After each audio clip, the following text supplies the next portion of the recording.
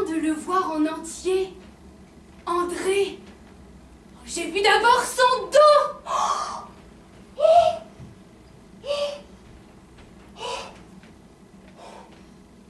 Il y a eu le jour du dos, comme il y a eu le jour du débarquement, le jour du Seigneur.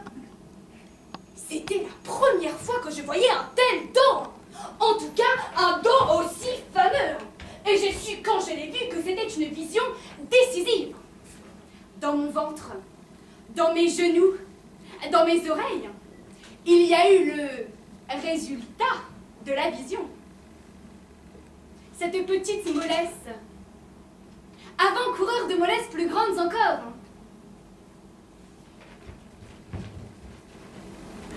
Et on est d'accord avec cette mollesse, on lui dit de venir, on l'accepte, en fait on l'attendait. Ce jour-là, c'était déjà un jour spécial. Un jour où debout, on voudrait s'asseoir. Et qu'est-ce qui était là? Qui attendait? Le dos. Et il attache ses bras autour de ses genoux, et alors on ne voit plus que ça, son dos, au cas où je n'ai pas su que c'était un dos de première qualité. Là, je ne pouvais pas ne pas le savoir.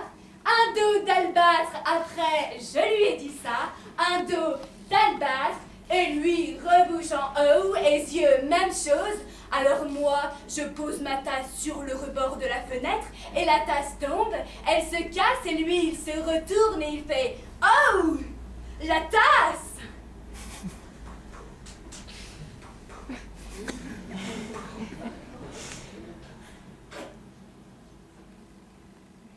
C'était l'homme au dos. Et le lendemain, qui était le jour de la tasse cassée, qu'il s'est approché avec son fameux sourire. Alors j'aurais pu dire, c'est l'homme au sourire. C'était un sourire des joues. Il souriait aussi des joues. Et j'aurais juré que son front du coup avait changé de couleur, qu'il avait éclairci. Ce sera la seule fois que j'aurais vu ce phénomène. Un sourire qui va du front en passant par les joues. Très vite après la mairie et l'église, j'ai vu les premiers symptômes. Il y avait toujours la voix, le dos, tout ça parfait. Mais c'est dans les yeux que ça s'est manifesté. On croit qu'il vous regarde, mais il ne vous regarde pas. Il regarde où? On ne sait pas. Et après les yeux, il y a eu le sourire. Il a fabriqué un autre sourire. Un qui tire la lèvre supérieure vers la droite, mais la lèvre inférieure, elle reste à la même place. Quand il est entré pour la première fois dans ma maison de granit avec les morceaux de la tasse à café qu'il avait ramassés, les mouches sont sorties. Ah, ça m'a frappé, hein. Une seule grappe de mouches et hop, dehors. L'homme au dos entre et les mouches sortent. Oh, je me suis dit, voilà, il fait peur aux mouches. Comme j'avais ma mollesse généralisée, oh, j'ai su que j'étais vaincue. Et moi qui l'avais vu presque en entier, j'ai voulu le voir entièrement. Il s'est laissé faire. Je me disais, incroyable, un homme qui se laisse faire.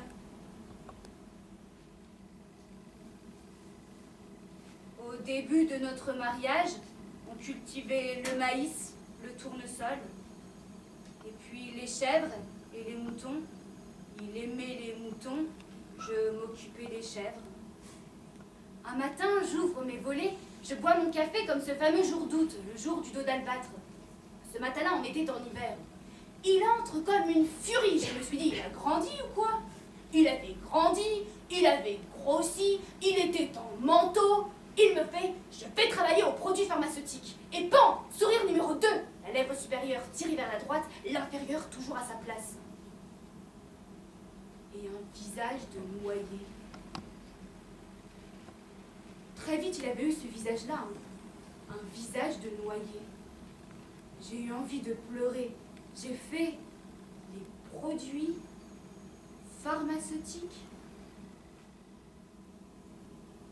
Le petit était assis à la table. Il faisait ses devoirs. J'ai eu un choc. Il me dit, ses parents sont morts. Il y avait eu les produits pharmaceutiques, maintenant il y avait un petit. Oh, je suis ressortie aussi sec, hein. Ceux de la ferme à côté étaient dehors à me regarder. Ils me regardent, moi aussi. Et eux, silence. Je me dis, ils me les font les condoléances ou ils me les font pas. Et aussitôt, je comprends qu'ils ne sont pas dehors pour les condoléances, mais pour voir quelle tête on a quand on a reçu un coup de poignard par derrière. S'il m'avait dit, je veux un petit, on en faisait un de petit, mais jamais il ne me l'avait dit. Donc, le petit avait 14 ans. Il faisait moins, il était frêle. André avait perdu la raison. Quand il devait courir à droite, il courait à gauche. Dès qu'il était en haut, il le cherchait en bas. Il se rongeait les sangs. C'est la direction départementale de l'action sanitaire et sociale qui lui a fourni le petit. Il lui a acheté une mobilette. Et cette mobilette, c'est l'élément tragique numéro 1. Si encore il s'était tué en mobilette, mais non. J'ai ouvert la porte et je l'ai vu. Lui. Il louchait. Il était rouge. Et il louchait. Il se tenait immobile en plein milieu de la pièce et il regardait vers la porte. Je suis entrée. Et il a continué à regarder la porte. Je m'approche de lui. Et lui, toujours la porte. Et il louche. Je te dis, qu'est-ce qui se passe? Il me fait, c'est Lionel. Je fais, il est parti. Il fait depuis 8 jours. Je fais, avec la mobilette? Il fait oui. Oh, j'ai rigolé. Oh, j'ai fait, tu n'avais qu'à pas lui acheter de mobilette. Et je veux l'embrasser, j'étais partie depuis une dizaine de jours, donc je l'embrasse. Et il hurle. Je l'embrasse. Et il hurle. Il avait maigri. Il grossit, il maigrit, il devient rouge, il louche. Mais il était fou.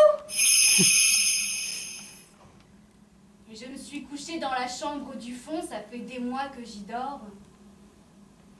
J'ai bien dormi. À 5 heures, je me réveille en sursaut et je sais.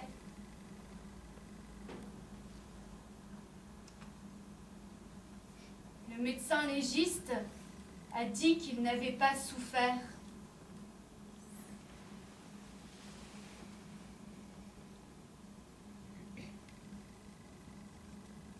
On l'enterre demain.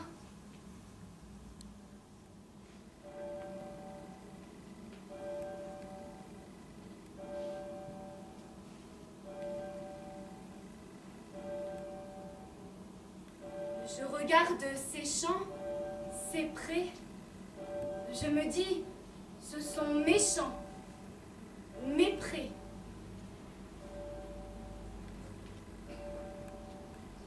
Et je cesse de pleurer